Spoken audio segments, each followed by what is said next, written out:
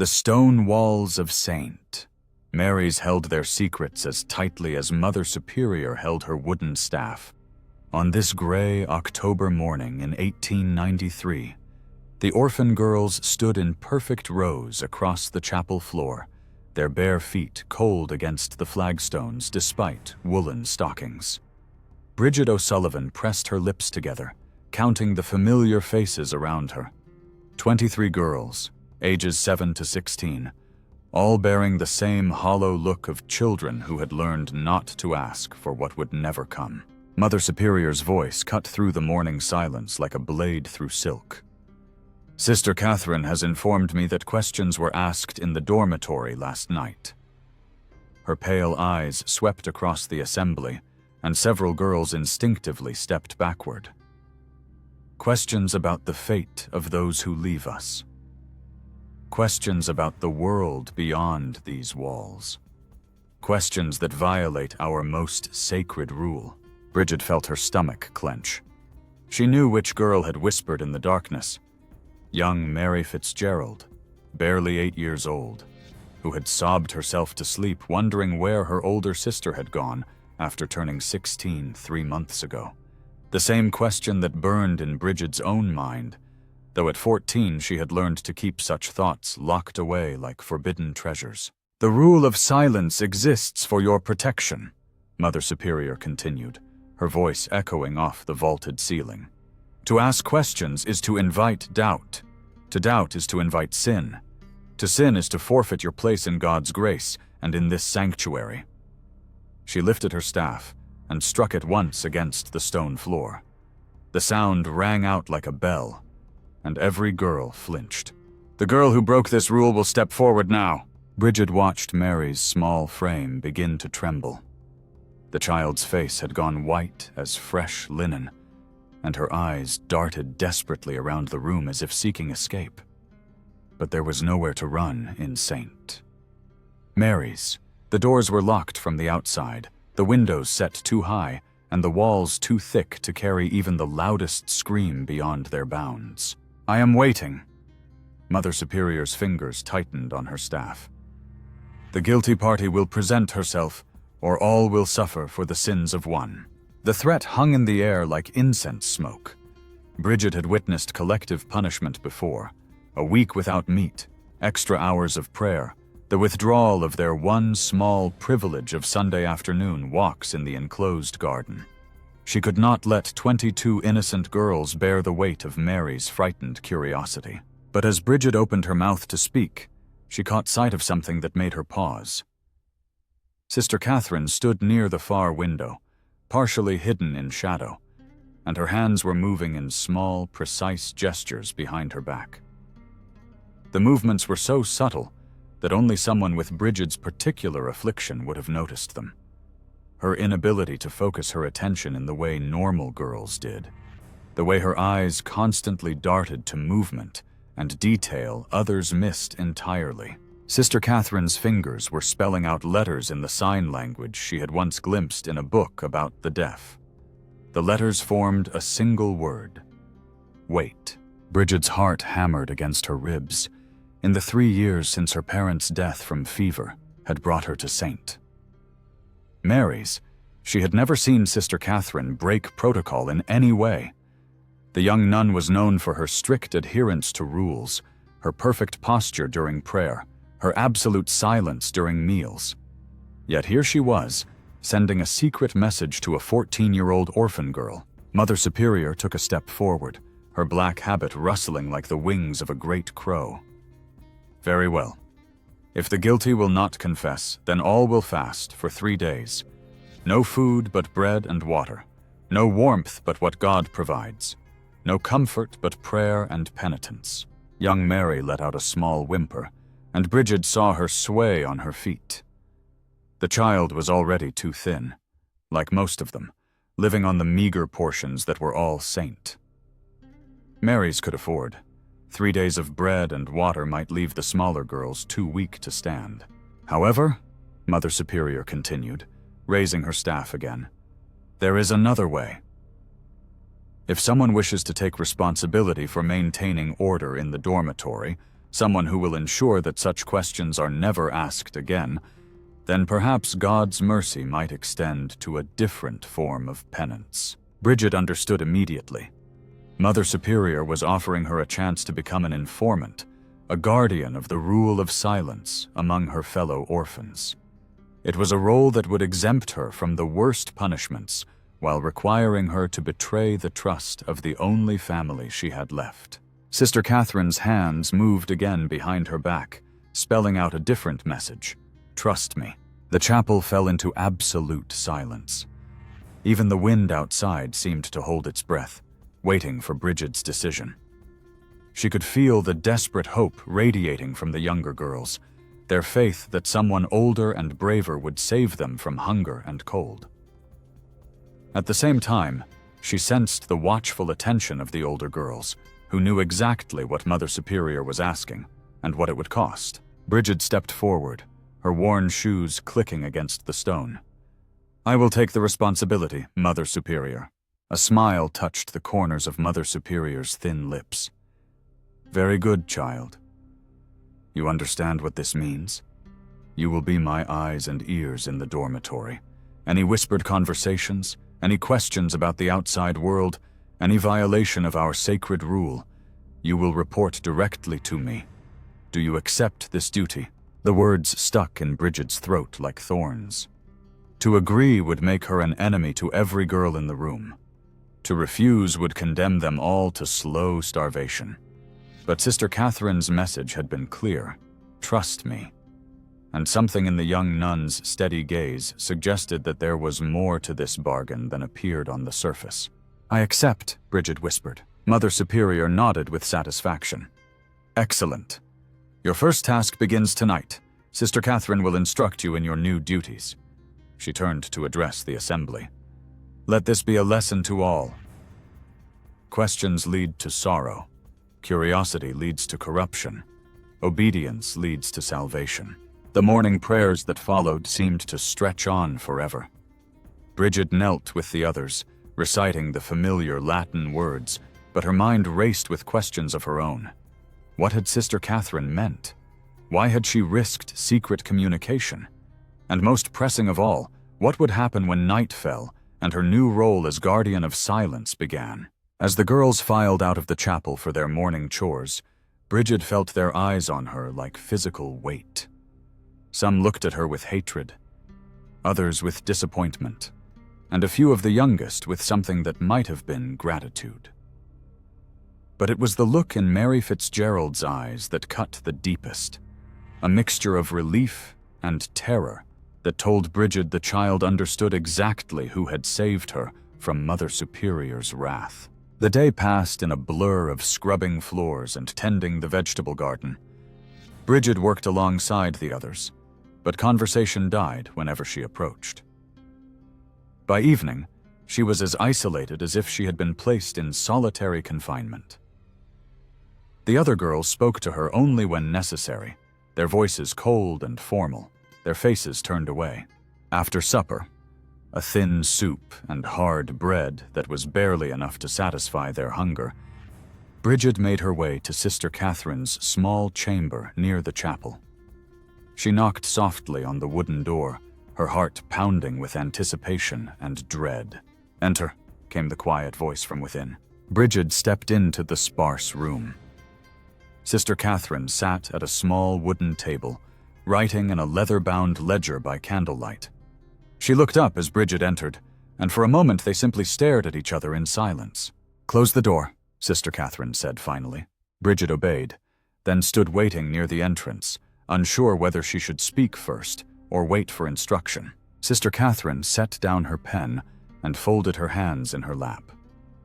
What I am about to tell you must never be repeated to Mother Superior or anyone else. Do you understand? Bridget nodded, though her mouth had gone dry with fear and curiosity. The girl who disappeared last month, Sarah Quinn, she did not go to work in a respectable household as Mother Superior announced. She was sold to a factory in Dublin where girls work 16 hours a day in conditions that would shock even the poorest farmers. Many become ill from the machines and the air. Some die. The words hit Bridget like a physical blow.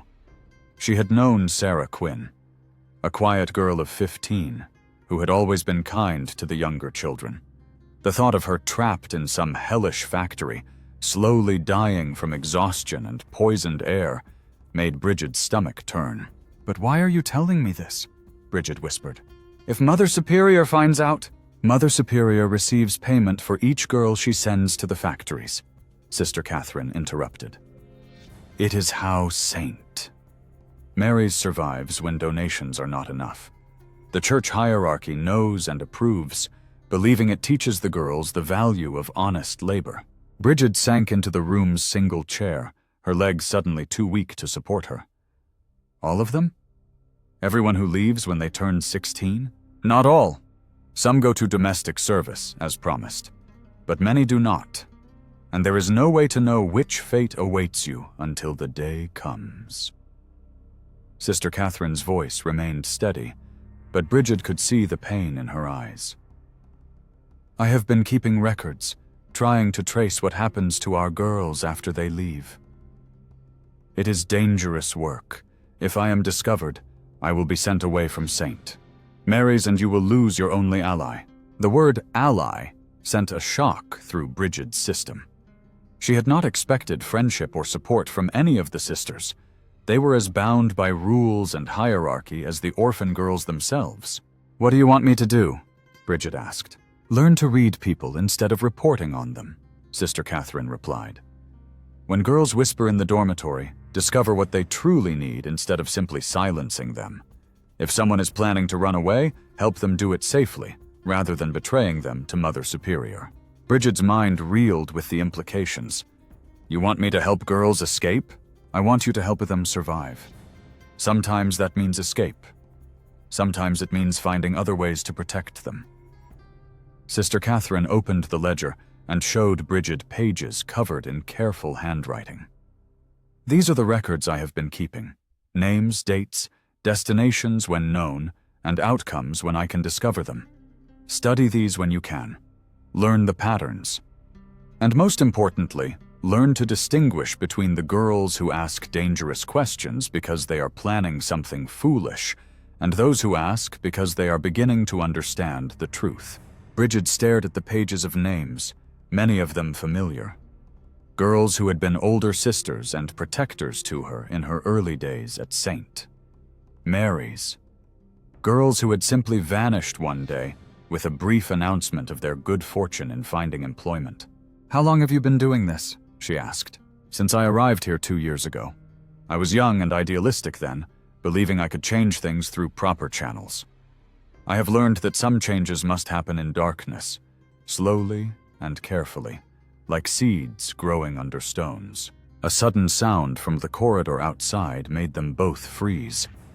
Heavy footsteps approached, then passed by without stopping. Sister Catherine quickly closed the ledger and tucked it away in her desk drawer.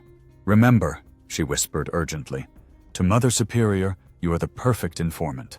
Report small infractions, girls talking after lights out, minor rule violations that earn them extra chores, but nothing worse. This will satisfy her need for control while protecting the girls from real harm.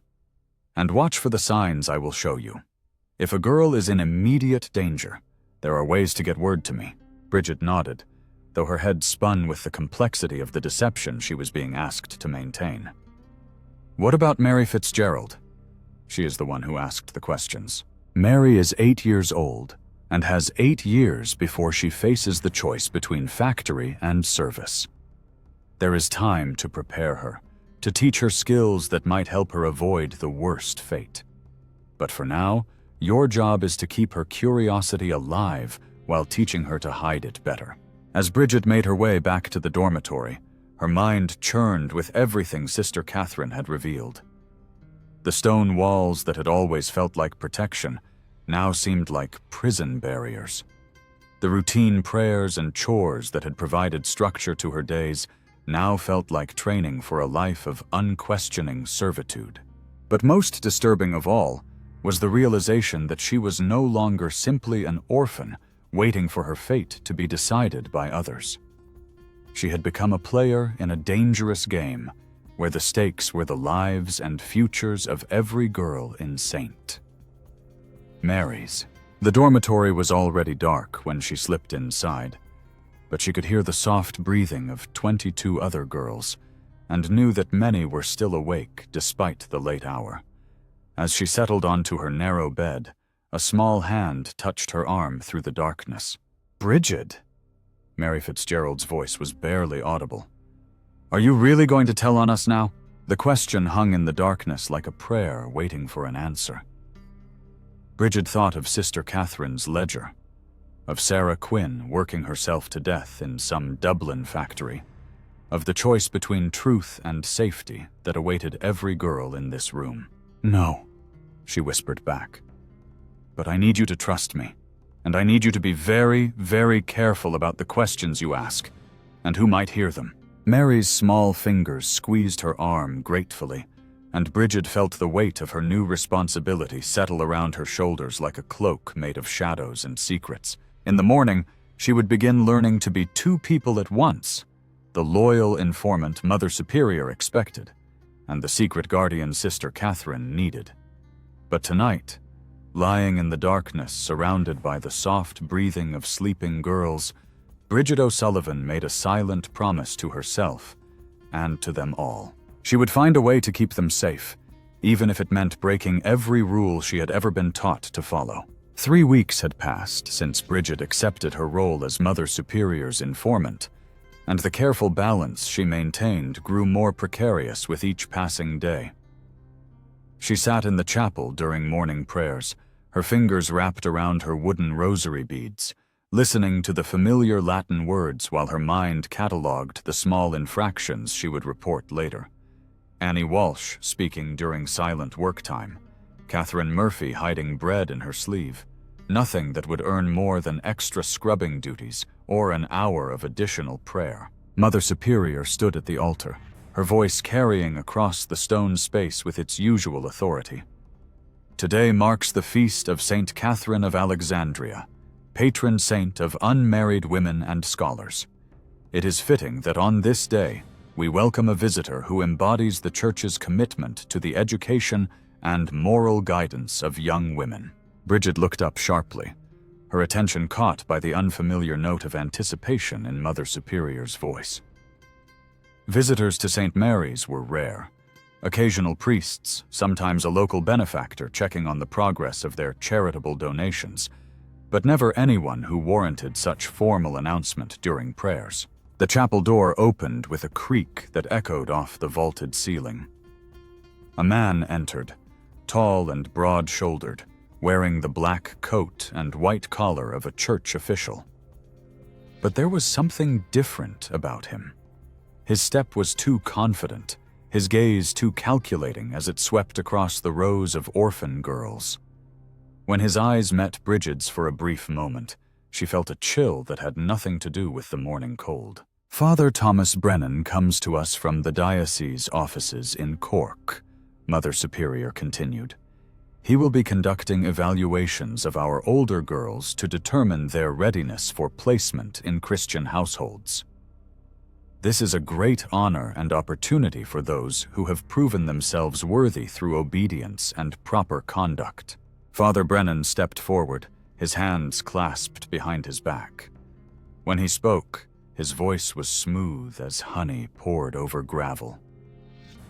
"Young women, I am here to assess which among you are prepared to take your place in God's plan for your lives. Over the next few days, I will be speaking with each girl individually, examining your skills in reading, writing, household management, and most importantly, your commitment to Christian virtue." Bridget's stomach clenched with unease. She had heard similar speeches before, but something in Father Brennan's tone suggested that his version of assessment would be far more thorough and far more dangerous than the usual perfunctory interviews that preceded placement. After prayers, as the girls filed out to begin their morning chores, Bridget felt a light touch on her shoulder. She turned to find Sister Catherine beside her, her face carefully neutral, but her eyes urgent. "Father Brennan has requested to speak with you first," Sister Catherine said quietly. "Mother Superior is quite pleased. She considers your recent cooperation to be exemplary." The words were clearly chosen for any listening ears, but Bridget caught the warning beneath them. Her new role as informant had made her visible to Mother Superior in ways that might not be entirely safe. "When am I to meet with him?" Bridget asked. "This afternoon, after the midday meal. You are to present yourself in Mother Superior's office, wearing your cleanest dress and with your hair properly braided." Sister Catherine's voice remained steady, but she pressed something small and hard into Bridget's palm. "Remember what we discussed about being observant." Bridget nodded and slipped whatever Sister Catherine had given her into the pocket of her worn apron. As she made her way to the laundry room where she was assigned to work that morning, her mind raced with possibilities. Why would a church official from Cork travel all the way to their small orphanage to personally evaluate the girls? And why had Mother Superior seemed so eager to present Bridget as an example of proper behavior? The laundry room was filled with steam and the sharp scent of lye soap. Bridget worked alongside 3 other girls, scrubbing bed sheets and undergarments in large wooden tubs while trying to appear focused on her task. But her attention was actually fixed on the conversation taking place in the next room, where Mother Superior and Father Brennan were discussing arrangements for his visit. "The O'Sullivan girl has shown remarkable improvement in her attitude," Mother Superior was saying. 3 weeks ago, she was harboring the same rebellious tendencies as the others, but she has proven herself capable of understanding her proper place. "Excellent," Father Brennan replied. "I am particularly interested in girls who have demonstrated the ability to adapt their behavior when properly motivated. Such flexibility suggests they will be successful in positions that require discretion and unquestioning obedience." Something in his tone made Bridget's skin crawl. She glanced around the laundry room to see if the other girls had heard, but they were absorbed in their work, heads down and hands busy. Only Mary Fitzgerald, who was hanging clean linens on the drying lines, seemed to be listening with the same intensity that Bridget felt. The morning passed slowly, each minute stretching like hours, as Bridget anticipated her meeting with Father Brennan. During the midday meal, thin soup and dark bread, the same as always, she noticed that several of the older girls seemed unusually quiet. 16-year-old Rose Kennedy, who was known for her cheerful chatter even in the face of strict rules about silence during meals, sat staring at her bowl without eating. 15-year-old Margaret O'Brien kept glancing toward the head table where Mother Superior sat with their visitor, her face pale and drawn. After the meal, Bridget hurried to the dormitory to change into her cleanest dress. A gray wool garment that had been mended so many times it was more patches than original fabric. She braided her dark red hair as neatly as she could manage without a proper mirror, then checked her appearance in the small piece of polished metal that served the entire dormitory. As she prepared to leave for Mother Superior's office, she remembered the object Sister Catherine had pressed into her palm that morning. She pulled it from her pocket and found a small brass button, the kind used on military uniforms. At first she was puzzled by its significance, but as she turned it over in her fingers, she noticed that one side had been filed smooth and polished to a mirror finish. Understanding dawned like sunrise after a long night. Sister Catherine had given her a way to see behind herself, to observe what might be happening outside her direct line of sight. It was a spy's tool, disguised as an innocent bit of brass. Mother Superior's office was located on the 2nd floor of the main building, reached by a narrow stone staircase that amplified every footstep. Bridget climbed slowly, her heart hammering against her ribs with each step. When she reached the heavy wooden door, she paused for a moment to steady her breathing, then knocked softly. "Enter!" came Mother Superior's voice from within.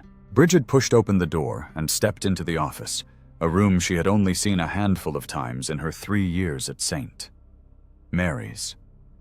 The walls were lined with religious paintings, and shelves of leather-bound books. A large wooden desk dominated the center of the space, and behind it sat Mother Superior in her high-backed chair. Father Brennan stood near the window, his silhouette dark against the gray afternoon light. "Ah, Bridget," Mother Superior said with what might have been approval. "Come in, child. Father Brennan wishes to speak with you about your future." Bridget approached the desk, her hands clasped in front of her in the posture that had been drilled into all the girls since their arrival. She kept her eyes downcast in the manner expected of orphan girls in the presence of authority, but she angled the brass button in her palm so she could see Father Brennan's reflection in its polished surface. "Look at me, child," Father Brennan said, moving away from the window. Bridget raised her eyes obediently, meeting his gaze with what she hoped appeared to be respectful attention. He was younger than she had first thought, perhaps 35, with dark hair and sharp features that might have been handsome, if not for the cold calculation in his eyes. "Mother Superior tells me you have shown remarkable progress in understanding your duties here at St. Mary's," he said, circling around to stand beside her chair. "That you have learned the value of cooperation." "Yes, Father," Bridget replied quietly. "Good. Very good." He moved behind her chair, and Bridget used the brass button to watch his reflection. His hands hovered near her shoulders without quite touching, and she had to force herself not to flinch away. There are opportunities available for girls who demonstrate proper obedience and discretion. Positions in households where their services would be highly valued. Mother Superior leaned forward across her desk. "Tell Father Brennan about your work as dormitory monitor, child. How you have helped maintain order among the younger girls." This was the moment Bridget had been dreading. She had prepared careful lies about minor infractions and small violations of dormitory rules, nothing that would bring serious punishment on any of her fellow orphans. But looking into Father Brennan's sharp eyes, she realized that her carefully crafted deceptions might not be enough to satisfy his expectations. "I watch for girls who speak after lights out," she said slowly. "I report when someone hides food from meals or fails to complete their assigned prayers. And have you discovered any more serious violations?" Father Brennan asked. His reflection in the brass button showed him leaning closer, though his voice remained conversational. "Perhaps girls who ask inappropriate questions or express discontent with their situation here?" Bridget's mouth went dry. This was exactly the kind of questioning she had hoped to avoid.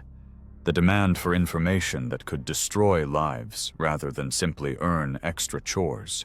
She thought of Mary Fitzgerald's frightened face, of the whispered conversations she had overheard about girls who had disappeared, of Sister Catherine's ledger filled with names and fates. "The younger girls sometimes wonder about their families," she said carefully. "But I remind them that St. Mary's is their family now, and that such thoughts lead only to unhappiness." "Wise counsel," Mother Superior interjected approvingly. "You see, Father Brennan, how well she has learned to guide others toward proper thinking." But Father Brennan's reflection in the brass button showed him frowning slightly, as if her answer had not provided what he was seeking. "And the older girls? Those approaching 16? Do they never express concerns about their upcoming placement?" The question hung in the air like incense smoke, heavy with unspoken implications. Bridget realized that this was not simply an evaluation for domestic service. Father Brennan was looking for something specific, some particular kind of information about the girls who would soon be leaving St. Mary's. "They are eager to begin their adult lives in service to Christian families," she lied smoothly. "They understand that it is God's plan for them." "Of course they do," Father Brennan said, but his tone suggested disappointment. He moved back around to face her directly, abandoning whatever game he had been playing with positioning and proximity. "Tell me, child, what do you know about the arrangements made for girls when they leave this place?" The question was more direct than Bridget had expected, and she felt a trap closing around her words before she could speak them. If she claimed complete ignorance, she would appear useless as an informant. If she revealed too much knowledge, she would expose Sister Catherine's dangerous record-keeping and her own growing understanding of what really happened to the girls. "I know that Mother Superior finds them positions in good Christian households," she said finally. "That they are trained here to be useful servants and moral women, and you have never wondered what becomes of them after they leave? Never noticed which girls seem to disappear entirely from contact, while others occasionally send letters back to their friends here?" Bridget's heart stopped. Father Brennan knew about the letters, or rather the lack of them. He understood that some girls vanished completely, while others maintained contact, and he was testing to see how much she had observed about this pattern. "I have noticed that some girls are better at writing letters than others," she said, choosing her words as carefully as if she were walking across thin ice. "And that some find positions far from here, where it would be difficult to maintain correspondence." Father Brennan smiled, but it was not a pleasant expression. "Very diplomatic, child. You have learned well how to say much while revealing little. This is precisely the kind of intelligence I am seeking." He turned to Mother Superior. "I believe this girl would be suitable for the special placement I mentioned. Her ability to observe without appearing to do so, combined with her demonstrated loyalty to authority, makes her an ideal candidate." "Special placement?" Bridget asked before she could stop herself. Mother Superior's eyebrows rose at the breach of protocol. Orphan girls were not supposed to ask questions about their futures, but Father Brennan seemed pleased by her curiosity. "A household in Dublin where discretion is particularly valued," he explained.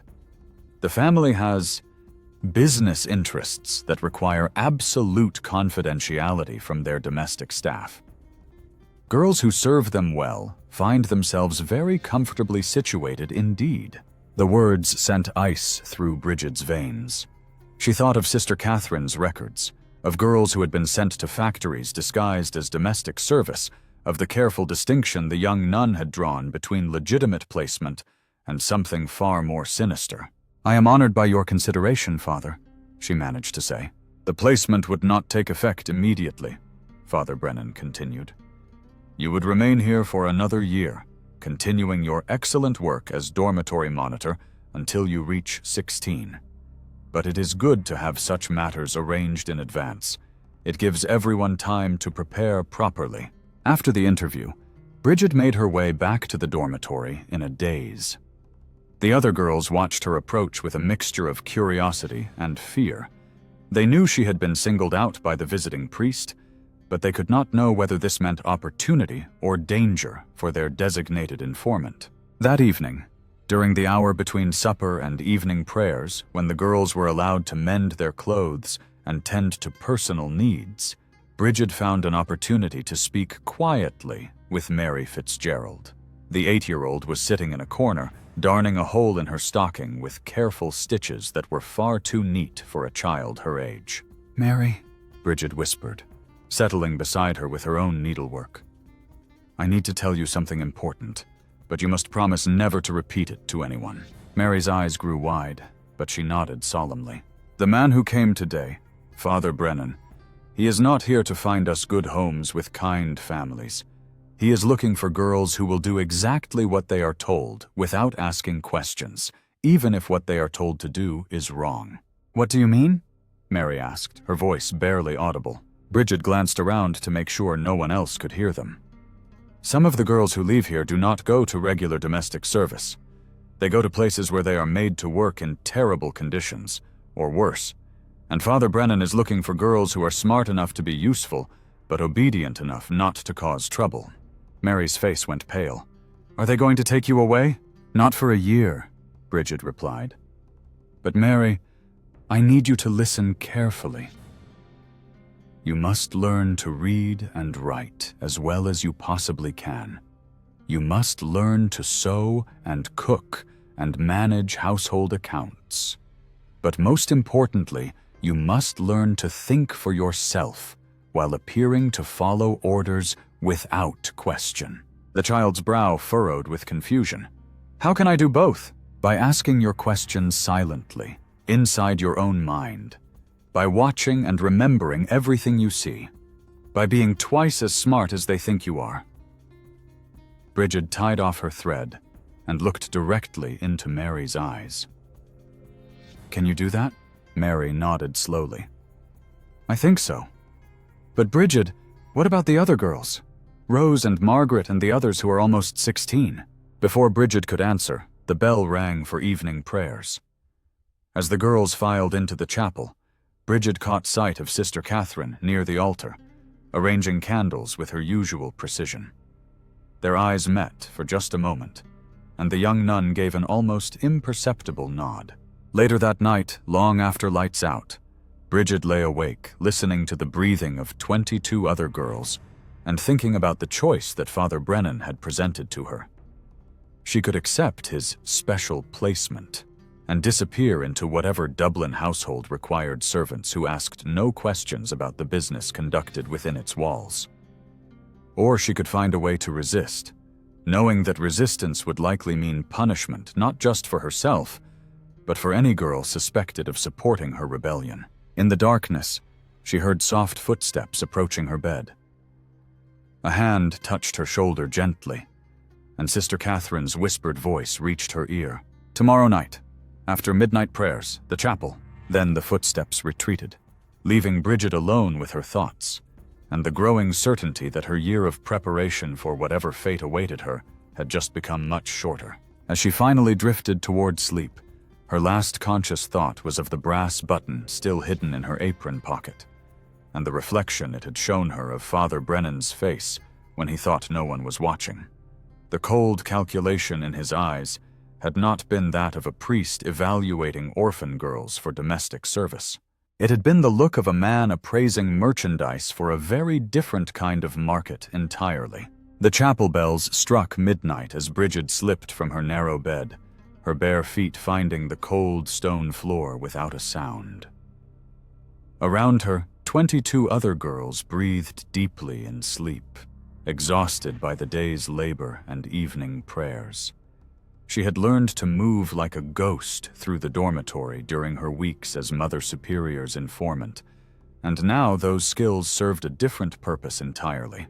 The corridor outside the dormitory stretched into darkness, lit only by thin moonlight filtering through high windows. Bridget made her way toward the chapel, her nightgown providing little protection against the October cold that seeped through the ancient stone walls. Each step felt like a small betrayal of the safety that sleep offered. Once she reached the chapel and heard whatever Sister Catherine had to tell her, there would be no returning to the simple role of obedient informant. The chapel door stood slightly ajar, revealing nothing but deeper darkness within. Bridget pushed it open just wide enough to slip inside, then closed it carefully behind her. For a moment she stood perfectly still, letting her eyes adjust to the gloom while listening for any sound that might indicate she was not alone. "Here!" Sister Catherine's voice came from near the altar, barely above a whisper. Bridget made her way forward, her hands trailing along the wooden pews for guidance. As she approached the front of the chapel, a small flame flickered to life. Sister Catherine lighting a single candle behind the altar, where its glow would not be visible from the windows. In the candlelight, Sister Catherine looked younger than her 25 years, her face drawn with exhaustion and something that might have been fear. She gestured for Bridget to sit in the front pew, while she remained standing, the ledger Bridget recognized from their first meeting clutched in her hands. "Father Brennan left this evening," Sister Catherine said without preamble. "But before he departed, he met privately with Mother Superior for nearly 2 hours. I was able to overhear portions of their conversation." Bridget felt her stomach clench with anticipation. "What did they discuss?" "You, primarily, and the other girls who will turn 16 in the coming year." Sister Catherine opened the ledger, her fingers finding a page marked with a strip of cloth. "Father Brennan was very pleased with what he called your adaptability. He believes you would be suitable for what he described as specialized domestic service." "What does that mean exactly?" Sister Catherine was quiet for a long moment, her gaze fixed on the open ledger. When she finally spoke, Her voice was steady but filled with a sadness that made Bridget's chest tighten with dread. There are houses in Dublin, and in London, and other large cities, where wealthy men go to conduct business that cannot be conducted in respectable establishments. These houses require young women who are attractive enough to serve as decoration, intelligent enough to remember complex instructions, and obedient enough never to speak of what they witness. The words hit Bridget like physical blows. She understood now why Father Brennan had seemed less like a priest and more like a merchant evaluating goods. They are selling us. Not selling, exactly. The arrangement is more complex than that. Sister Catherine turned several pages in the ledger, revealing columns of names, dates, and notations in her careful handwriting. The church receives substantial donations from these establishments, money that supports orphanages like St. Mary's and funds missionary work. In exchange, they provide a steady supply of young women who have been trained in obedience and have no family connections to complicate matters. Bridget stared at the pages, seeing familiar names listed alongside destinations and outcomes. Sarah Quinn, who had supposedly gone to domestic service, was marked as Dublin, Pemberton House, status unknown. 3 other girls from the past year were listed with similar notations. "How long have you known about this?" Bridget asked. "I began to suspect within months of my arrival here. Too many girls were disappearing completely after their placement, with no word ever reaching their friends. When I tried to trace their whereabouts through official church channels, I was told that such inquiries were inappropriate and potentially harmful to the girls' new situations." Sister Catherine turned to another page, this one filled with what appeared to be a code of letters and numbers. "I began keeping my own records, and eventually I found ways to gather information from unofficial sources. A laundress who had worked in one of the Dublin houses, a priest who had become troubled by what he witnessed during his pastoral visits. Gradually, I pieced together the truth. And you have been planning to expose this? I have been planning to save as many girls as possible. Exposure would only result in my removal and replacement with someone who would ask no questions at all. The system would continue, and the girls would have no one watching over them." Bridget felt a chill that had nothing to do with the October night. "What about the girls who are not chosen for specialized service? What happens to them?" "Some do go to legitimate domestic service, as promised. Others go to factories or workhouses where conditions are harsh but not morally corrupting. The key is learning to make yourself unsuitable for the specialized placements while still appearing to be a model of obedience." "How?" Sister Catherine closed the ledger and looked directly at Bridget. "By becoming indispensable here at St. Mary's. By demonstrating skills that make you more valuable as an assistant to the sisters than as a servant in Dublin. And by ensuring that other girls develop the same indispensable qualities." The plan that Sister Catherine outlined was both simple and terrifyingly complex. Bridget would continue her role as dormitory monitor, but instead of merely reporting minor infractions, she would begin teaching the older girls skills that legitimate employers would value highly: advanced needlework, basic accounting, even rudimentary Latin for households that entertained educated visitors. Mother Superior will approve because these skills make the girls more attractive to respectable employers, Sister Catherine explained. She can command higher placement fees for girls with such accomplishments. But the real purpose is to give each girl options, skills that allow them to seek employment independently if necessary, and knowledge that helps them recognize dangerous situations. And the younger ones like Mary, they have time to develop even more extensive abilities. I can teach reading and writing in secret, using religious texts as primers. Basic mathematics disguised as assistance with household accounts. Most importantly, critical thinking skills that will help them navigate whatever future they face. As Sister Catherine spoke, Bridget began to understand the true scope of what she was being asked to undertake. This was not simply about saving a few girls from terrible fates. It was about systematically undermining the entire arrangement between St. Mary's and the Dublin houses, creating a generation of young women too skilled and too aware to be easily exploited.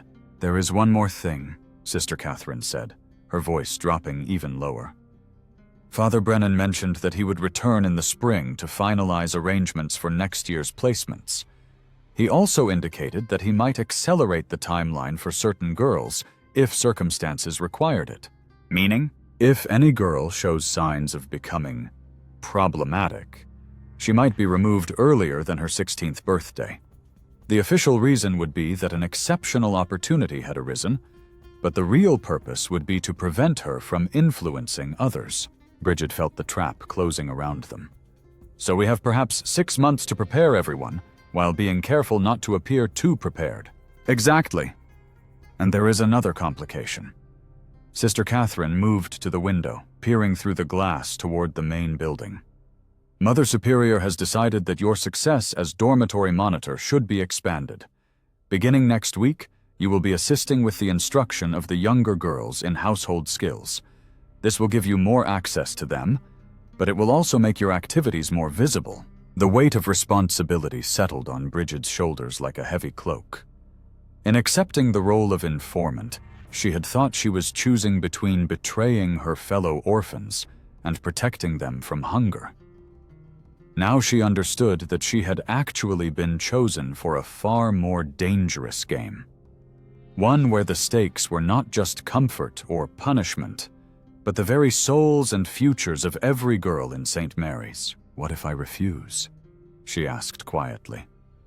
"What if I simply tell Mother Superior that I no longer wish to serve as dormitory monitor?"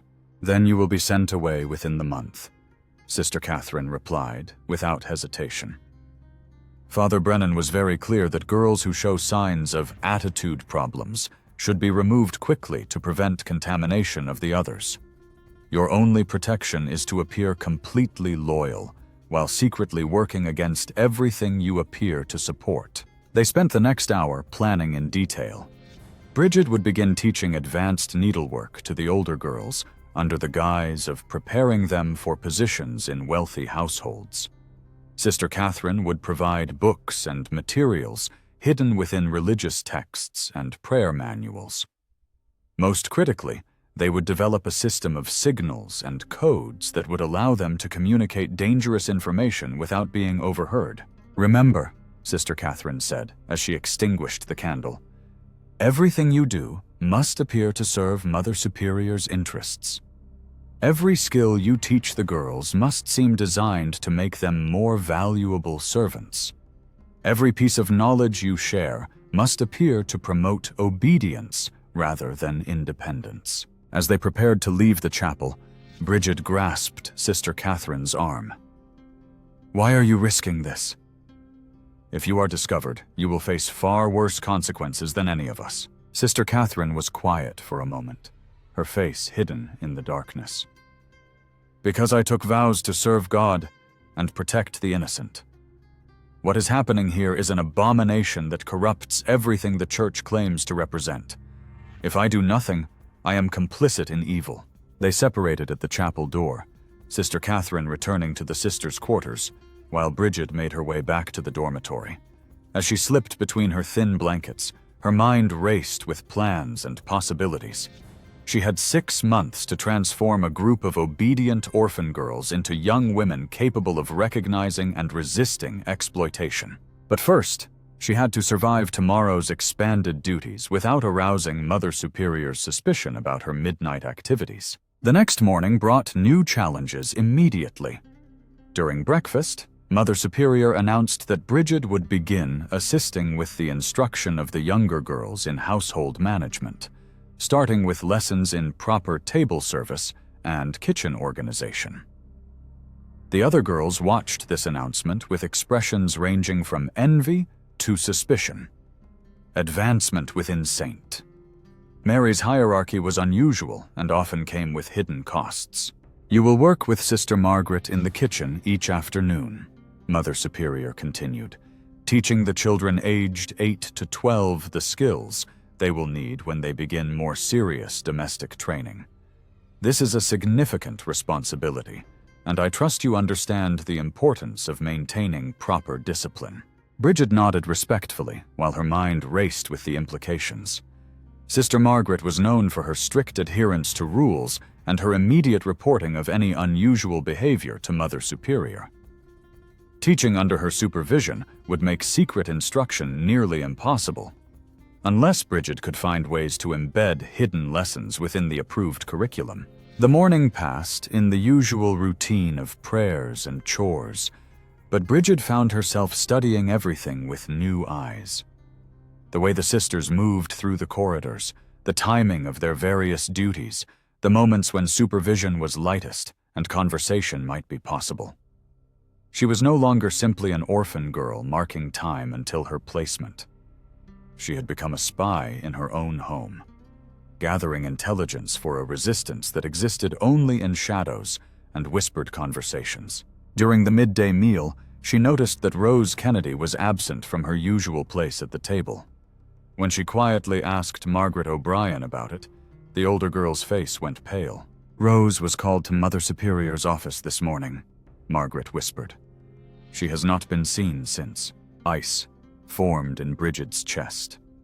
Rose Kennedy was 15, still months away from her 16th birthday.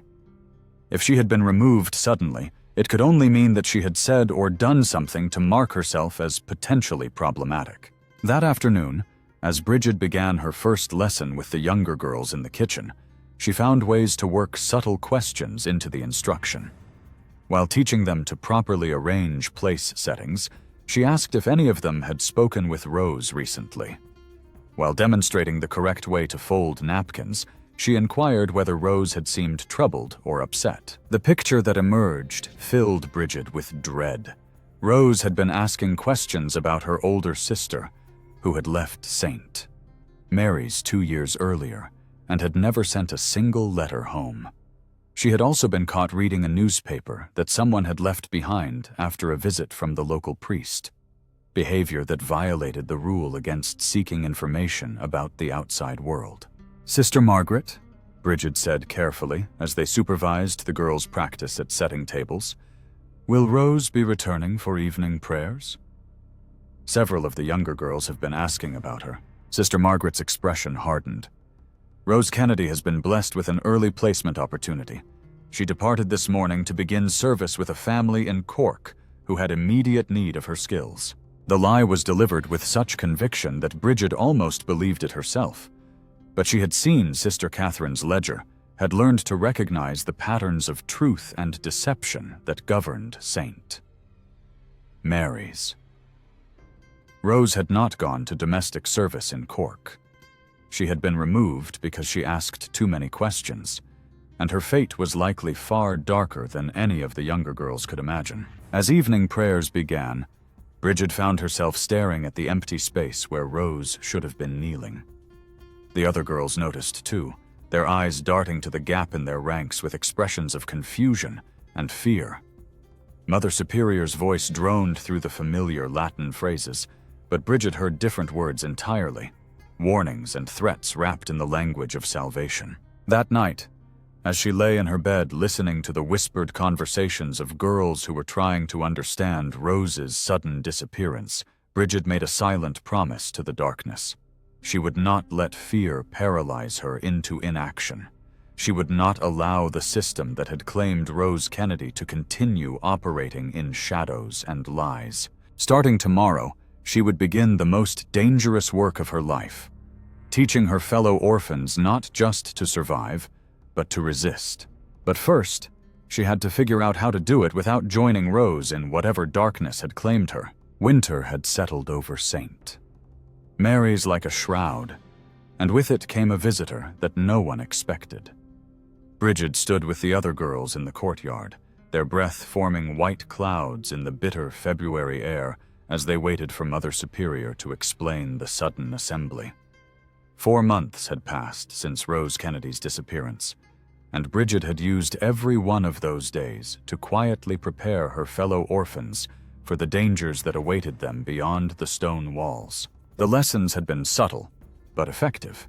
During afternoon instruction in the kitchen, she had taught the younger girls to read not just recipes, but newspapers, using the scraps that occasionally found their way into the orphanage. While demonstrating proper household accounting, she had shown the older girls how to hide small amounts of money and how to recognize when wages were being unfairly withheld. Most importantly, she had taught them all to ask questions silently and observe everything, even when they appeared to be focusing only on their assigned tasks. "Children," Mother Superior announced, her voice cutting through the winter wind, "we are honored today by a visit from Inspector Cornelius Hartwell of the Dublin Metropolitan Police. He is here to investigate certain irregularities that have come to the attention of the authorities." Bridget's blood turned to ice water. Beside her, Mary Fitzgerald gripped her hand with fingers that trembled from more than cold. The other girls shuffled nervously, their eyes darting between Mother Superior and the tall, severe-looking man who stood beside her. Inspector Hartwell wore a dark uniform and carried himself with the rigid posture of someone accustomed to being obeyed without question. Inspector Hartwell will be interviewing selected girls about their experiences here at St. Mary's, Mother Superior continued. You will answer his questions truthfully and completely.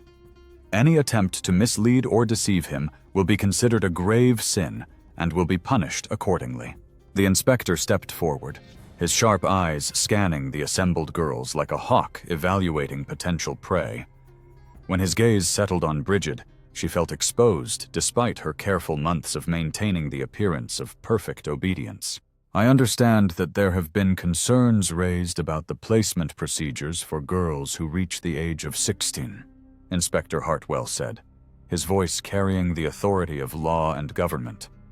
Anonymous letters have been sent to church authorities and civil officials, making serious accusations about the treatment of orphan girls from this institution." Bridget's heart hammered against her ribs. Someone had been writing letters about St. Mary's. But who? And how had they gained access to information about what really happened to the girls who left? "These accusations are completely unfounded," Mother Superior interjected quickly. "St. Mary's has an exemplary record of placing our girls in respectable Christian households where they serve with honor and gratitude." Inspector Hartwell's expression remained neutral. "Nevertheless, I am required by law to investigate all claims of impropriety involving the welfare of children. Over the next 3 days, I will be conducting private interviews with girls of various ages to determine the truth of these allegations." As the girls filed back inside for morning prayers, Bridget caught sight of Sister Catherine near the chapel entrance. The young nun's face was carefully composed, but her hands were clasped so tightly that her knuckles had gone white.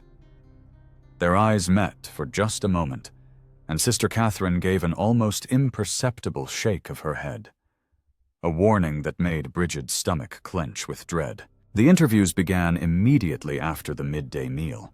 Inspector Hartwell had been given use of the small parlor typically reserved for visits from church officials, and one by one the girls were called to speak with him privately. Bridget watched as Margaret O'Brien disappeared into the room for nearly an hour, emerging pale and shaken. When 12-year-old Catherine Murphy was summoned, she was inside for only 10 minutes before stumbling out with tears streaming down her face. "What is he asking?" Mary Fitzgerald whispered as they sat in the common room, supposedly mending torn stockings, but actually straining to overhear any sounds from the parlor. "I do not know," Bridget replied quietly, "but we must be very careful. Inspector Hartwell may be here to help us, or he may be here to identify which girls have learned too much about what really happens when we leave." That evening, as they knelt for prayers in the chapel, Bridget noticed that Mother Superior seemed unusually agitated. The older woman's voice stumbled over familiar Latin phrases, and her eyes kept darting toward the door as if she expected unwelcome visitors to arrive at any moment. Father Donnelly, The elderly priest who conducted their weekly confession sessions appeared equally nervous as he assisted with the service. After prayers, as the girls prepared for bed, Sister Catherine appeared in the dormitory doorway. "Bridget O'Sullivan," she announced in a voice loud enough for everyone to hear. "Mother Superior requires your presence in her office immediately." The walk to Mother Superior's office felt like a march toward execution. Bridget's mind raced through everything she had said and done over the past months, searching for any misstep that might have revealed her secret activities. When she knocked on the office door, her hand trembled despite her efforts to remain calm. "Enter," came Mother Superior's sharp voice. Bridget stepped inside to find not only Mother Superior, but also Inspector Hartwell seated in the chair typically reserved for visitors. Both adults watched her with expressions that revealed nothing of their intentions. "Sit down, child," Mother Superior commanded, gesturing toward a wooden stool that had been placed in the center of the room. Bridget obeyed, placing her hands in her lap and keeping her eyes downcast in the manner expected of orphan girls in the presence of authority. But she angled her body slightly so that she could observe both adults in her peripheral vision, watching for any signs of what they knew or suspected. Inspector Hartwell leaned forward in his chair. "Miss O'Sullivan, I understand that you serve as a monitor in the dormitory, responsible for maintaining order among the younger girls." "Yes, sir," Bridget replied quietly. "And in that capacity, you would be aware of any unusual conversations or activities among your fellow orphans." "Yes, sir." "Have you observed any girls expressing dissatisfaction with their situation here at St. Mary's? Any complaints about the food, the living conditions, or the rules they are required to follow?" Bridget felt the trap closing around her words. If she claimed that no girl had ever complained, she would appear either dishonest or remarkably unobservant. But if she admitted to overhearing complaints, she might be betraying girls who had trusted her with their honest feelings. "The younger girls sometimes miss their families," she said carefully. "And everyone wishes the food was more plentiful, and the dormitory warmer in winter. But we understand that St. Mary's provides what it can with the resources available." Inspector Hartwell nodded, as if this answer satisfied him. "And what about concerns regarding placement procedures? Have any girls expressed fear or reluctance about leaving St. Mary's when they reach 16? This question struck directly at the heart of everything Bridget had been trying to protect. She thought of the conversations she had overheard between older girls, their whispered fears about what awaited them beyond the stone walls, their desperate questions about sisters and friends who had vanished without sending word of their new lives. "Some girls are nervous about leaving the only home they remember," she replied. "But they trust that Mother Superior will find them good situations with kind families." "Of course they do," Mother Superior interjected with obvious relief. "Our girls are raised to have faith in the wisdom of their elders and the providence of God." But Inspector Hartwell's expression suggested that her answer had not entirely satisfied him. "Miss O'Sullivan, are you familiar with a girl named Sarah Quinn who left St. Mary's approximately 6 months ago?" Bridget's chest tightened. Sarah Quinn was one of the names she had seen in Sister Catherine's ledger, marked as status unknown after her placement in Dublin. "Yes, sir." Sarah was kind to the younger girls and helped in the kitchen.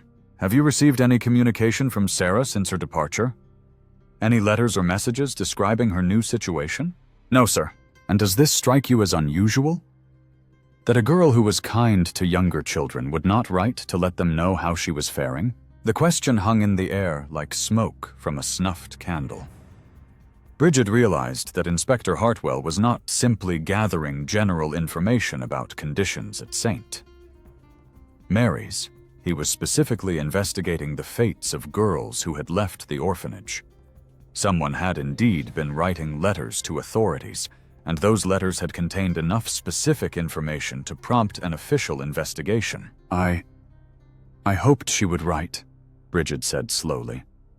"But I thought perhaps she was very busy learning her new duties, or that her employers did not encourage correspondence with her former home." Inspector Hartwell made a note in the small leather book he carried.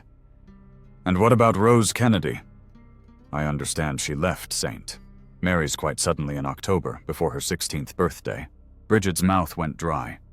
Rose's disappearance had been the event that convinced her that the danger to the girls was immediate and growing. Rose received an early placement opportunity. She repeated the official explanation she had heard from Sister Margaret. Yes, so I was told. With a family in Cork, according to Mother Superior's records. But the address provided for this family does not exist, and no family by that name is known to the parish priest in that area. The silence that followed was deafening.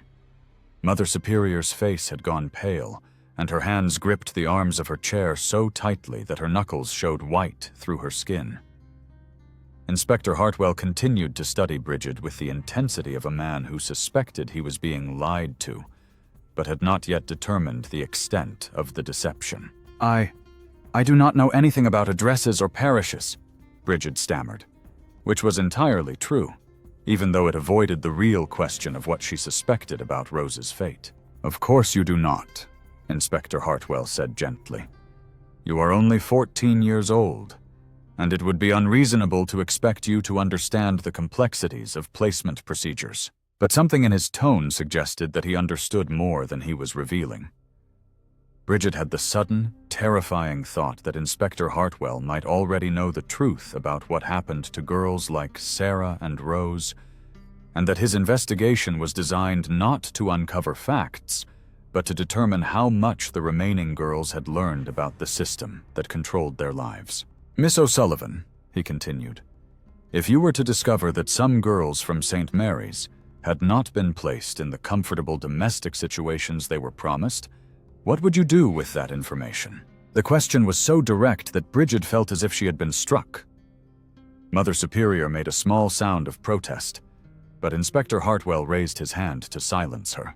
I would pray for their safety and trust that God would protect them, Bridget said finally. Would you not feel obligated to inform the authorities? To ensure that other girls were not subjected to similar deceptions? I would not know how to contact authorities, Bridget replied honestly, and I would fear that making accusations without proof would be sinful. Inspector Hartwell closed his leather book and stood up. Very good, Miss O'Sullivan. You may return to the dormitory now. As Bridget reached the door, his voice stopped her. One final question. If someone were to offer you assistance in ensuring the safety of your fellow orphans, would you be willing to accept such help? Bridget turned back to face him, her heart pounding so hard she was certain both adults could hear it. I would want to be certain that the person offering help truly had our best interests at heart, sir. Inspector Hartwell smiled for the first time since his arrival at St. Mary's. A wise answer, child. Very wise indeed. As Bridget made her way back to the dormitory, her mind reeled with the implications of what had just occurred. Inspector Hartwell's questions had been far too specific and informed to represent a routine investigation prompted by anonymous complaints. Someone had provided him with detailed information about the orphanage's placement procedures and the fates of specific girls. But was he truly investigating crimes against the orphans? Or was he working with Father Brennan and Mother Superior to identify which girls had become too knowledgeable about the system? And if he was genuinely trying to help them, how could she trust him without endangering the secret network of resistance that she and Sister Catherine had been building? When she reached the dormitory, she found the other girls clustered around Mary Fitzgerald's bed, their faces pale with fear and confusion. Margaret O'Brien looked up as Bridget approached. 3 more girls were called down after evening prayers, Margaret whispered. Annie Walsh, Helen Murphy, and Kathleen O'Connell. None of them have returned. Bridget felt the blood drain from her face. All 3 girls were 15 years old, less than a year away from their 16th birthdays. If they had been removed like Rose Kennedy, it could only mean that the investigation had accelerated the timeline for eliminating potentially problematic orphans. We have to do something, Mary Fitzgerald said, her 8-year-old voice carrying a determination that would have been remarkable in a woman twice her age. We cannot just wait for them to take us all away one by one. Looking around at the frightened faces surrounding her, Bridget realized that the careful, gradual resistance she had been planning was no longer sufficient. The investigation had forced their hand, and they now faced a choice between immediate action and slow destruction. Tomorrow night, she would have to break the most fundamental rule of Saint Mary's. The rule that forbade any contact with the world beyond their walls. Whether Inspector Hartwell was friend or enemy, she was going to find out the truth about what had happened to the missing girls. And if necessary, she would ensure that the story of Saint Mary's reached ears that could not be silenced by church authority or government pressure. The sound that woke Bridget in the deepest hour of night was not one she recognized. A low, rhythmic scraping against stone that seemed to come from beneath the dormitory floor. She lay perfectly still in her narrow bed, listening as the sound repeated itself 3 times, paused, then repeated again. Around her, the other girls breathed deeply in sleep, undisturbed by the strange noise that had pulled her from uneasy dreams. 5 days had passed since Inspector Hartwell's visit, and 3 more girls had vanished during that time. The official explanations grew increasingly absurd. Early placement opportunities with families who required immediate service, special training programs in distant convents, even claims of long-lost relatives appearing to reclaim their orphaned kin. But the pattern was unmistakable to anyone willing to see it. Girls who asked too many questions or showed signs of independence were being systematically removed. The scraping sound came again, followed by what might have been a whispered voice. Bridget slipped from her bed and crept to the window, pressing her ear against the cold glass. The sound seemed to be coming from outside, somewhere near the foundation of the building. Moving as quietly as a shadow, she made her way to the dormitory door and eased it open just enough to peer into the corridor. The hallway was empty, lit only by thin moonlight filtering through high windows. But as she listened, she could hear voices. Real voices this time, not the phantom whispers that sometimes haunted the stone walls on windy nights. "The foundation is solid here," a man's voice was saying. "If we can create an opening large enough, 3 or 4 girls could get through at once. And you are certain the tunnel connects to the old drainage system?" This voice was female, familiar, but speaking so quietly that Bridget could not immediately identify it. "The maps from the county records are clear." The medieval builders connected all the monastery buildings to the same underground network. It has not been used in decades, but the passages are still intact. Bridget's heart hammered against her ribs. Someone was attempting to create an escape route from St. Mary's. But who, and for what purpose? The logical explanation was that Inspector Hartwell had discovered evidence of the crimes being committed against the orphan girls and was organizing a rescue operation. But Bridget had learned to distrust logical explanations where St. Mary's was concerned. She crept back to her bed and lay listening as the scraping sounds continued for another hour. When they finally ceased, she remained awake until dawn, her mind racing through possibilities and plans. If rescue was truly coming, she needed to be prepared to help the other girls escape quickly and quietly. If this was instead a trap designed to identify which orphans were willing to flee, she needed to be ready to protect them from their own desperation. The morning brought unexpected chaos. During prayers, Mother Superior's voice cracked with strain as she announced that Sisters Catherine and Margaret would both be departing St. Mary's immediately to take up new positions at convents in distant counties. The news struck Bridget like a physical blow. Sister Catherine was her only ally among the religious staff, and her removal could only mean that their secret activities had been discovered. "Sister Catherine will be greatly missed," Mother Superior continued, her pale eyes scanning the assembled girls for any signs of distress. "Her dedication to your moral education has been exemplary. We pray that her new assignment will bring her great spiritual fulfillment." After prayers, as the girls filed out to begin their morning chores, Bridget managed to catch Sister Catherine near the chapel entrance. The young nun's face was composed, but Bridget could see the fear lurking beneath her calm expression. "Sister," Bridget whispered, "when do you leave?" "Within the hour," Sister Catherine replied, her voice barely audible. "But there are things you must know first." She pressed a small object into Bridget's palm, a brass key, warm from her own body heat. "The storage room in the cellar, behind the preserves. Everything you need is hidden there." Before Bridget could ask what she meant, Sister Catherine had moved away to speak with Mother Superior about final arrangements for her departure. Bridget slipped the key into her apron pocket and tried to focus on her assigned task of helping with breakfast preparation, but her mind was reeling with questions and fears.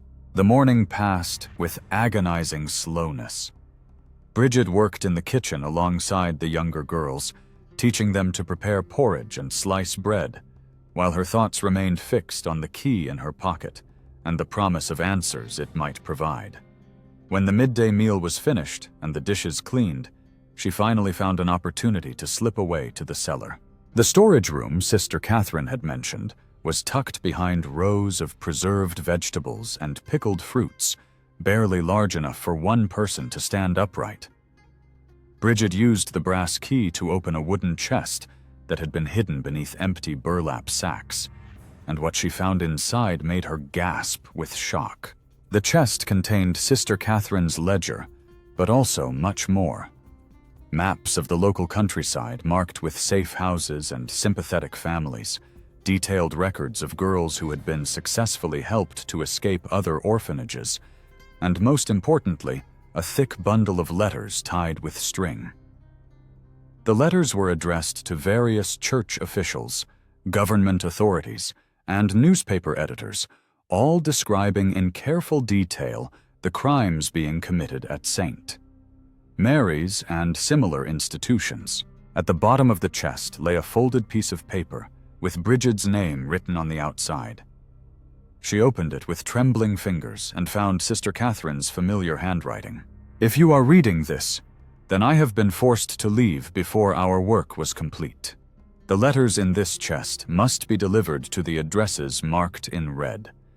These are people who will act on the information they contain. The tunnel being constructed beneath the dormitory will be ready tomorrow night. Inspector Hartwell is not what he appears to be. He works with a group of reformers who have been documenting these crimes for months. Trust him, but trust your own judgment more. The choice of who to save and who to leave behind will be yours alone. May God forgive us all for what we have allowed to continue." See, Bridget sank to her knees in the small storage room, overwhelmed by the magnitude of what Sister Catherine had been planning. This was not simply an attempt to save a few girls from terrible fates. It was a coordinated effort to expose and destroy the entire system that trafficked orphan girls to brothels and factories disguised as domestic service. But it was also terrifyingly dangerous. If she attempted to deliver the letters and was caught, she would disappear like Rose Kennedy and the others. If she tried to use the escape tunnel and was discovered, not only would she face punishment, but the other girls would lose their only chance at freedom. That evening, during the hour between supper and prayers when the girls were allowed to mend their clothes, Bridget gathered the older orphans around Mary Fitzgerald's bed under the pretense of helping the 8-year-old repair a torn stocking. "Listen carefully," she whispered, keeping her voice so low that the other girls had to lean close to hear her words. "Tomorrow night, some of us may have the opportunity to leave St. Mary's, not through official placement, but through other means." Margaret O'Brien's eyes widened with understanding. "An escape route? I cannot say more than that. But each of you must decide tonight whether you are willing to risk everything for the chance at freedom, or whether you prefer to remain here and hope for legitimate placement when you turn 16. "What about the younger girls?" asked 14-year-old Helen Murphy. "We cannot leave them behind to face whatever is happening to the others." Bridget had been wrestling with this exact question all afternoon. The tunnel Sister Catherine had arranged would probably accommodate only 4 or 5 girls at once, and attempting to evacuate the entire dormitory would certainly result in discovery and failure. "Some will have to stay," she said finally. "The youngest ones, who have years before they face immediate danger. But we can take the older girls, and those who stay can continue the work of teaching and preparing the others." Mary Fitzgerald, who had been listening with the intense focus of someone far older than her years, spoke up. "I want to stay. Mary, you are only 8. You have the best chance of anyone to escape safely, .. No." The child's voice carried a determination that silenced all protest. "Someone has to remain to teach the little ones what you have taught us. Someone has to be the new Sister Catherine for the girls who cannot leave." Looking around at the faces surrounding her, Bridget realized that Mary was right. The resistance they had begun could not end with the escape of a few older girls. It had to continue, growing stronger with each new group of orphans who learned to think for themselves and question the authority that controlled their lives.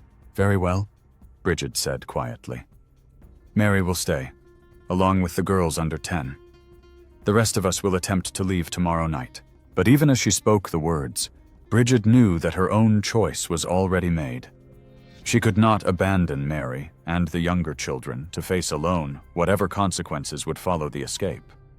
Her role was not to flee to safety, but to ensure that the work of resistance continued even after the system had been exposed and hopefully destroyed. The next day passed in a blur of nervous tension. During morning prayers, Bridget noticed that Mother Superior seemed unusually agitated, her eyes darting constantly toward the windows as if she expected unwelcome visitors. Father Donnelly, who had arrived for his weekly confession sessions, appeared equally disturbed, whispering urgently with Mother Superior during breaks in the religious service. That afternoon, while helping with laundry duties, Bridget overheard a conversation between 2 of the remaining sisters that made her blood run cold. "The authorities will arrive tomorrow morning," Sister Anne was saying. "Mother Superior received word that the investigation has been expanded to include a full review of our placement records." "And the girls who might cause problems?" Sister Bernadette asked. "Father Brennan is returning tonight with a special transport. Any girl who has shown signs of curiosity will be removed before dawn." Bridget's hands trembled as she continued folding bedsheets, her mind racing with the implications of what she had heard. The escape tunnel would not be ready until tomorrow night, but Father Brennan was coming tonight to collect the girls he deemed dangerous. If she and the others waited for the planned escape, they would be gone long before the tunnel could save them. That evening, as the girls prepared for bed, Bridget made her final choice. Instead of waiting for rescue, she would have to create her own opportunity for resistance.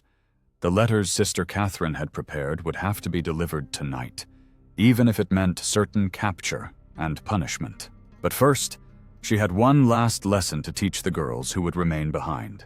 As darkness fell over St. Mary's, Bridget gathered Mary Fitzgerald and the other young orphans around her bed. In whispers so quiet they could barely be heard, she taught them everything Sister Catherine had shared with her. How to recognize the signs of dangerous placement opportunities, how to hide money and documents, how to send secret messages to the outside world if the need arose.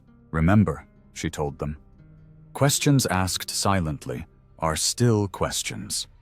Knowledge gained in secret is still knowledge, and courage shared among friends is stronger than any wall they can build to contain it." As the chapel bells chimed midnight, Bridget O'Sullivan prepared to break the most fundamental rule of St. Mary's. The rule that orphan girls must accept whatever fate their elders chose for them.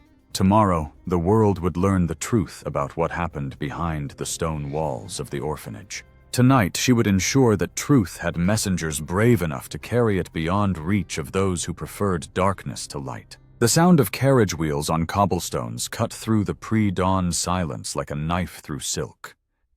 Bridget pressed herself against the dormitory window, watching as a black coach pulled by 2 horses approached the main entrance of St. Mary's. Even in the dim light cast by the driver's lantern, she could make out the familiar figure of Father Brennan stepping down from the vehicle, his movements sharp and purposeful. 3 hours earlier, she had completed the most terrifying journey of her life, crawling through the partially completed escape tunnel beneath the orphanage, emerging in the old drainage ditch that ran along the property's eastern boundary, and making her way through 2 miles of countryside to deliver Sister Catherine's letters to the village postmaster. The man had been suspicious of a 14-year-old girl appearing at his door in the middle of the night, but the official seals and addresses on the correspondence had convinced him to accept them for immediate dispatch. Now, as she watched Father Brennan stride toward the entrance with 2 other men whose uniforms suggested official authority, Bridget knew that her actions had set events in motion that could no longer be controlled or reversed. Within hours, investigators would arrive to examine Saint, Mary's records, and interview the remaining girls.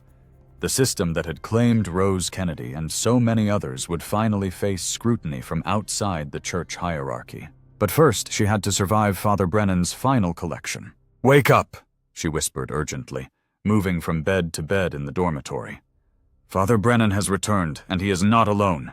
The older girls roused quickly, their faces pale with fear in the moonlight streaming through the windows. They had all heard the rumors about what happened to girls who were removed before their 16th birthday, and they understood that being selected for Father Brennan's attention was not the honor Mother Superior pretended it to be. "What do we do?" Margaret O'Brien whispered, her voice trembling with terror. Bridget looked around at the frightened faces surrounding her. Girls who had trusted her to protect them, who had learned to ask questions and think for themselves under her guidance. The escape tunnel was still too narrow to accommodate all of them, and even if it had been complete, there was no time to evacuate everyone before Father Brennan reached the dormitory. "We face this together," she said quietly. "And we remember that knowing the truth, even when we cannot escape it, is better than living in ignorance." Heavy footsteps echoed in the corridor outside, accompanied by Mother Superior's voice and those of unfamiliar men. The dormitory door opened with a creak that seemed to echo off the stone walls, and lantern light spilled across the floor where 20 girls knelt beside their beds in nightgowns and bare feet. Father Brennan entered first, followed by Mother Superior and the 2 uniformed officials Bridget had seen from the window. One of the men carried a leather portfolio that bulged with documents, while the other bore the unmistakable bearing of someone accustomed to enforcing unwelcome orders. "Children," Mother Superior announced, her voice strained with what might have been fear or anger. "These gentlemen have come to escort several of our older girls to new situations that require immediate attention. You will pack your belongings quickly and accompany them without question or complaint." Father Brennan stepped forward, consulting a piece of paper in his hand. "Margaret O'Brien, Helen Murphy, Catherine Walsh, Kathleen O'Connell." Each name fell like a stone into still water, creating ripples of terror that spread through the assembled girls. "You have been selected for positions of particular responsibility and honor." But as the named girls began to rise with expressions of resignation and despair, one of the uniformed officials cleared his throat loudly. "Father Brennan," the man said in a voice that carried unmistakable authority, "I believe there has been a misunderstanding about the purpose of our visit tonight." Father Brennan turned sharply, his face showing the first crack in his confident demeanor. "Inspector Morrison, we discussed the arrangements." "The arrangements have changed." Inspector Morrison opened his leather portfolio and withdrew a thick document bearing official seals. "By order of the Dublin Metropolitan Police and the Department of Child Welfare, Saint. Mary's orphanage is now under official investigation for violations of placement protocols and potential trafficking of minors. No girls will be removed from this institution until a complete review has been conducted." The silence that followed was so complete that Bridget could hear her own heartbeat thundering in her ears. Father Brennan's face had gone white with shock and rage, while Mother Superior swayed on her feet as if she might faint. "This is outrageous," Father Brennan sputtered. The Church has complete authority over the placement of these children. No civil authority has the right to interfere. The Church's authority ends where criminal law begins," Inspector Morrison interrupted calmly.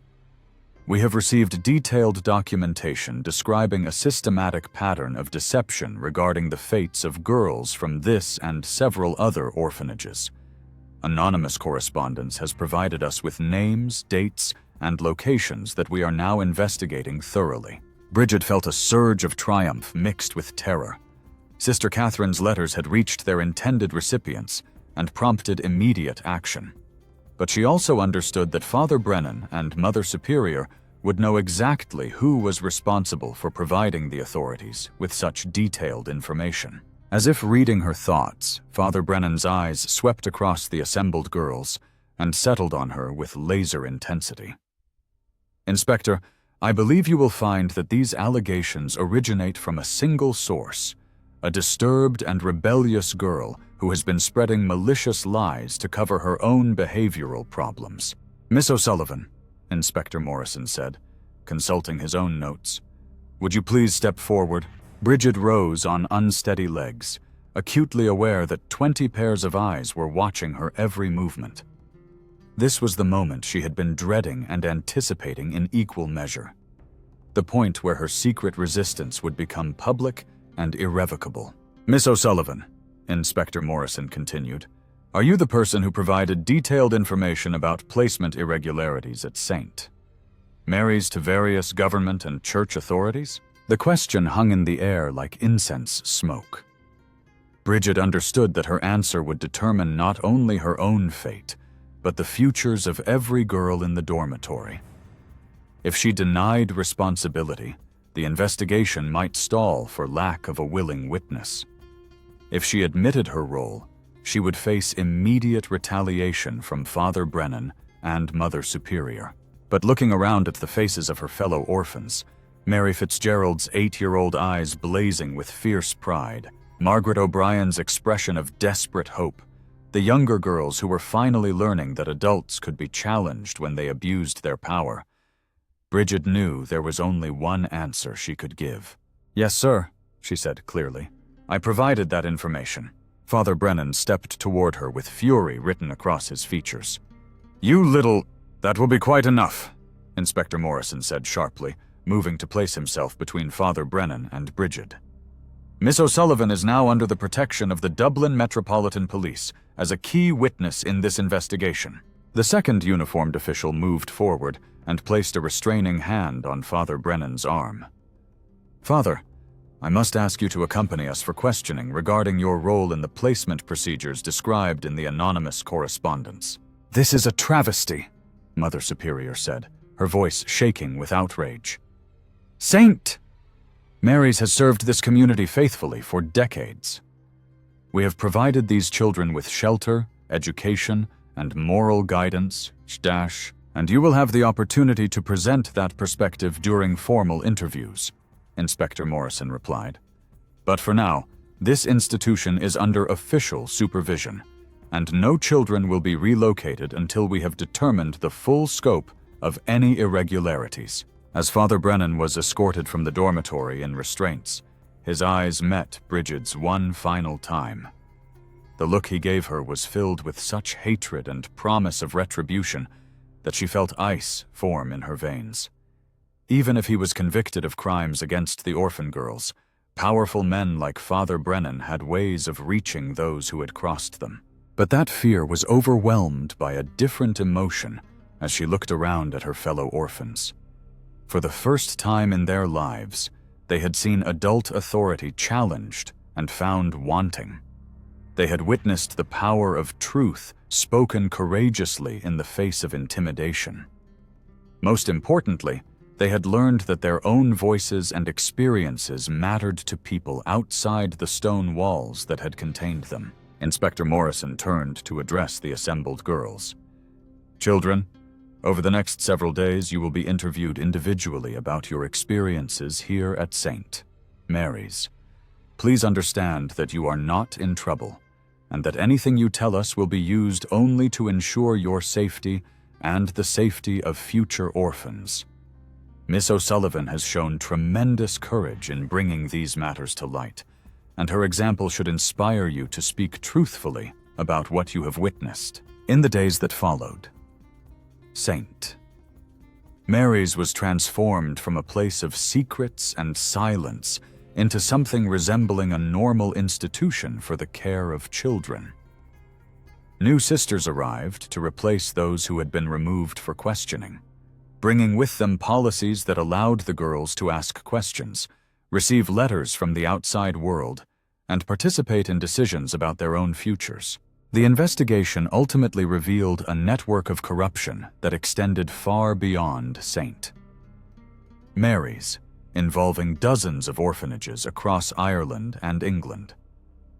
Father Brennan was sentenced to 10 years in prison for his role in trafficking minors, while Mother Superior received a lesser sentence in exchange for testimony about the church officials who had orchestrated the system. But perhaps the most significant change was visible in the girls themselves. Mary Fitzgerald, now 9 years old, had taken over Bridget's role as unofficial teacher and protector of the younger children. She conducted secret reading lessons using books that were no longer forbidden, organized quiet discussions about the rights and opportunities that awaited them in the outside world, and most importantly, ensured that no girl at St. Mary's would ever again accept, without question, the claim that she had no choice in her own destiny. Margaret O'Brien and the other older girls were eventually placed in legitimate domestic positions, with families whose backgrounds had been thoroughly investigated by government officials. They maintained correspondence with their friends at St.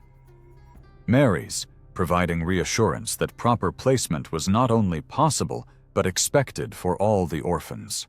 As for Bridget herself, Inspector Morrison had arranged for her to receive an education at a progressive school for girls in Dublin, funded by donations from benefactors who had been horrified by the revelations about orphanage conditions. She would return to visit St.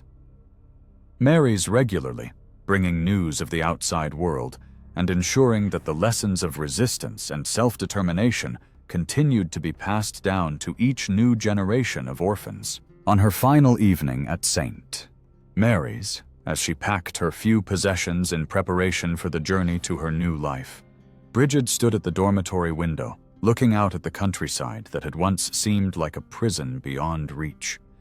The same fields and forests stretched to the horizon, but everything had changed in the months since Rose Kennedy's disappearance had forced her to choose between complicity and resistance. Mary Fitzgerald appeared at her side, carrying the brass button that Sister Catherine had once given Bridget as a tool for secret observation. "You will need this more than I will," Mary said, pressing the small object into Bridget's palm. "There are other places like St. Mary's other girls who need someone to teach them that asking questions is not a sin." Bridget closed her fingers around the brass button, feeling its familiar weight and warmth. "And there are girls like you who will ensure that the lessons continue even when the teachers must move on to other battles." As the chapel bells chimed midnight, no longer a sound of confinement, but a reminder that each new day brought fresh possibilities, Bridget O'Sullivan made a silent promise to herself and to all the girls who had not lived to see this transformation. She would spend her life ensuring that no child would ever again be told that curiosity was sinful, that questions were forbidden, or that their fate was entirely in the hands of others. The stone walls of St. Mary's would remain, but they would no longer contain spirits that refused to be broken. The rule of silence had been shattered forever, replaced by voices that would never again be silenced by fear or false authority.